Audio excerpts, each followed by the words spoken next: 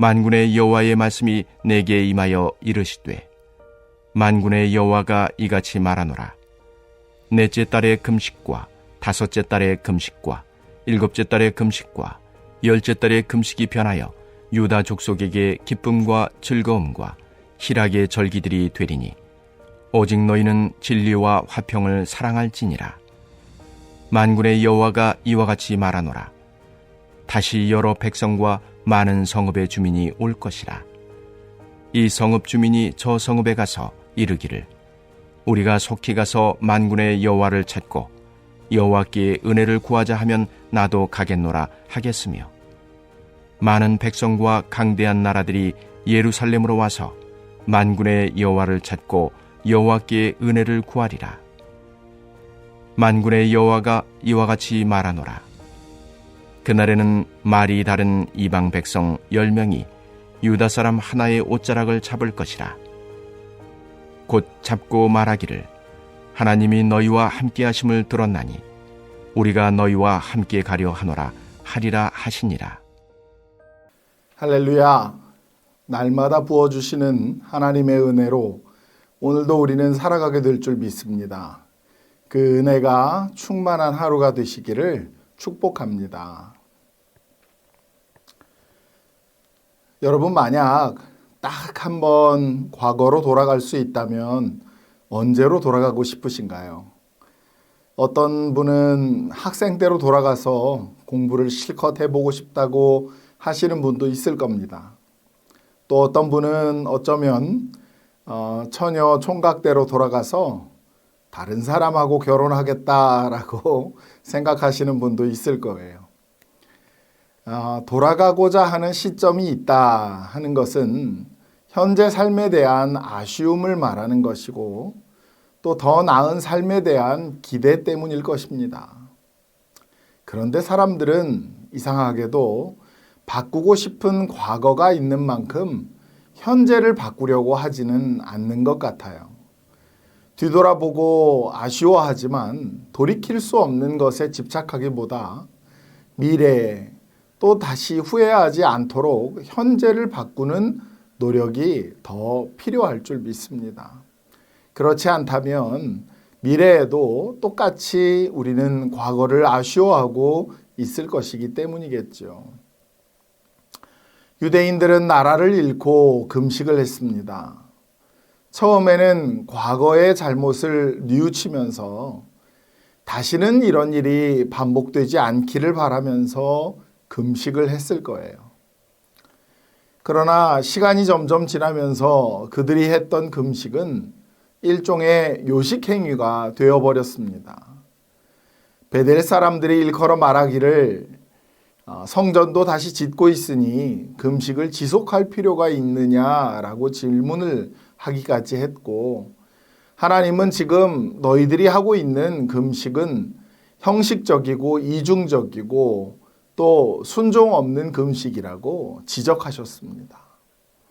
이렇게 살아간다면 또 금식할 일이 생길 수밖에 없음을 지적하신 것이죠.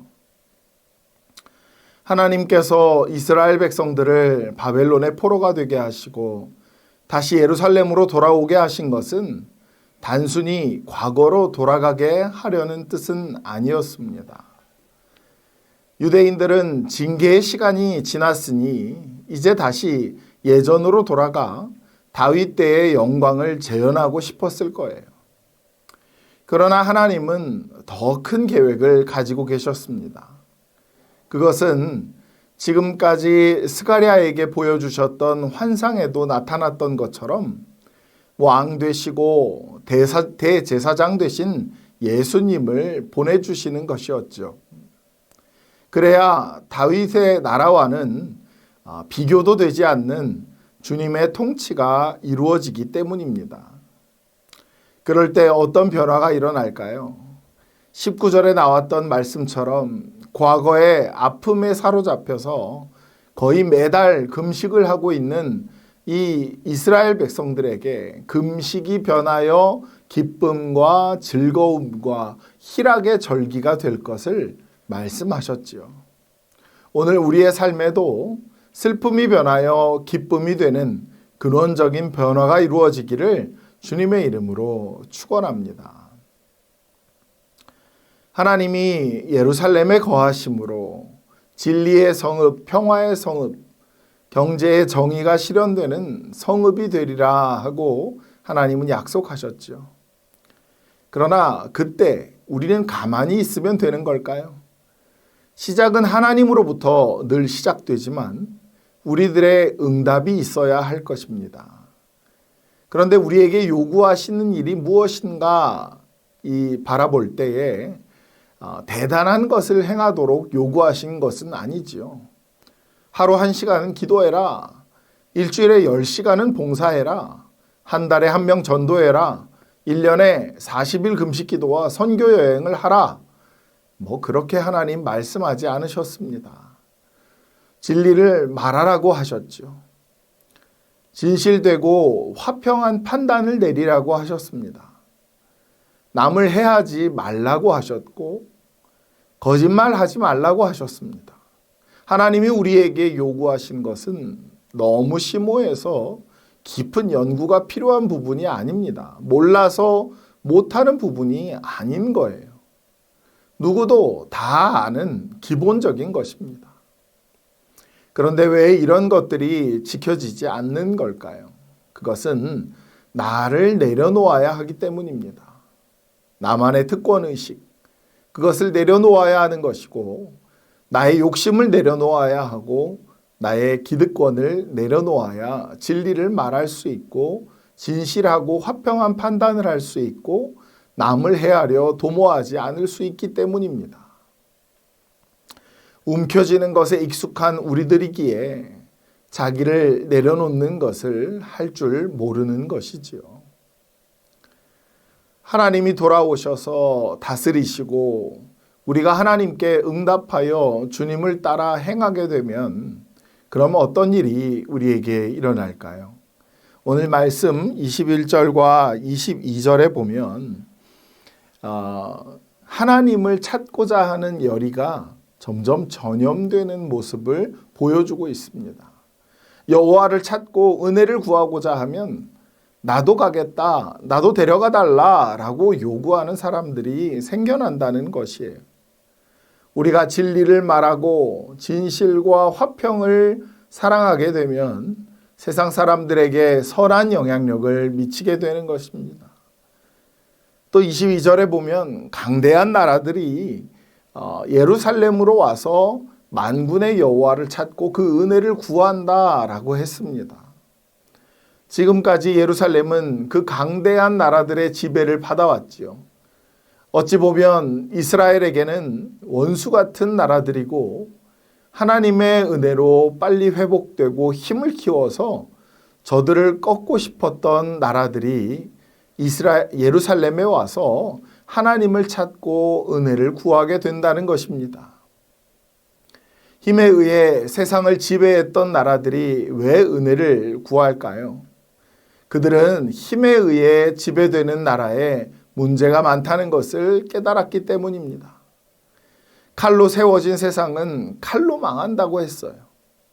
힘이 아닌 은혜가 힘보다 더욱 강한 것인 줄 믿습니다. 말이 다른 그 이방인들이 옷자락을 잡고 하나님이 너희와 함께 하시니 나는 너희와 함께 가겠다 하는 일이 있을 것이다 라고 말씀했습니다. 여러분은 이런 경험이 있으실까요? 누군가 말하기를 당신의 삶을 보니 당신을 따라 살고 싶다 하면서 옷자락을 붙잡고 따라오는 사람이 있었습니까? 우리가 하나님의 다스림에 응답하여 우리도 진리와 화평을 사랑하며 살면 그 선한 영향력으로 말미암아 이런 사람이 생길 것이다 라고 했습니다. 사람들이 안 보는 것 같지만 다 보고 있지요. 평상시 자기중심적으로 살고 인색하고 완고하고 때에 따라 거짓말도 적절하게 하는 사람이 주일이 되면 성경책 끼고 교회 가고 하나님의 은혜로 이렇게 산다고 감사를 말하면서 살면 이보다 더 큰 복음의 장애는 없을 것입니다.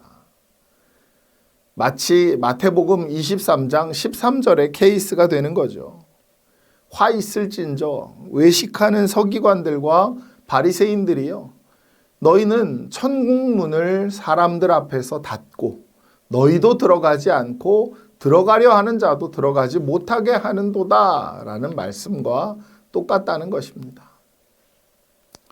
이 스가랴 7장과 8장의 말씀은 금식에 대한, 그들이 하고 있는 금식에 대한 하나님의 답변이었습니다. 이 답변에는 슬픔이 변하여 기쁨이 되게 하시려는 하나님의 계획이 담겨 있죠. 가장 먼저는 하나님이 돌아오셔서 우리 가운데 거한다는 것입니다. 하나님이 내 삶에 찾아오셔서 내 삶을 다스리시는 것이에요.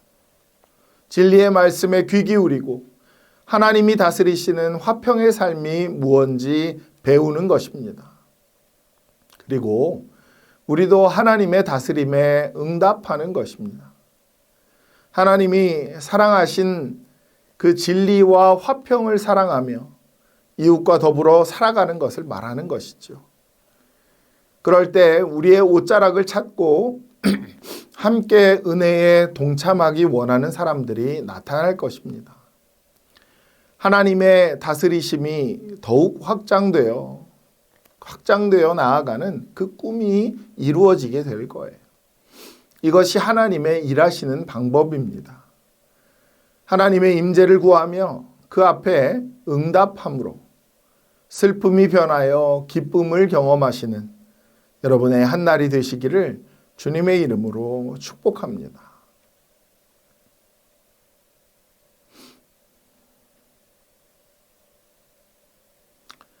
우리 이 시간에는 오늘 하나님께서 주신 말씀을 의지해서 한번 기도하도록 하겠습니다. 슬픔이 변하여 기쁨이 되게 하시려는 주님의 마음과 뜻을 깨달아서 매일의 나의 삶이 진리에 귀 기울이는 삶, 하나님의 화평을 깨닫는 삶, 이웃과 더불어 사랑하는 삶이 될 수 있기를 소원합니다. 더욱 하나님의 임재를 구하며 슬픔이 변하여 기쁨이 되는 삶을 살아내는 우리 모두의 삶이 될 수 있도록 우리 함께 기도합시다. 또 한 가지 함께 기도할 것은 바로 오늘부터 시작되는 이 선교 바자회를 위해서 기도하기를 원합니다. 선교 바자회를 통하여 영혼이 구원되고 생명이 주께로 돌아오는 선교의 장이 넓게 펼쳐지기를 소원합니다. 우리 모두가 이 3일간 선교의 열정으로 뜨겁게 불타오를 수 있기를 위해서 우리 함께 기도합시다.